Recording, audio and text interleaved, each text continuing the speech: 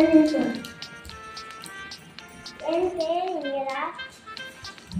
நான் 1ஆம் வகுப்பு படிக்கிறேன். அனுஷன் வகுப்பறையில் படிக்கிறேன்.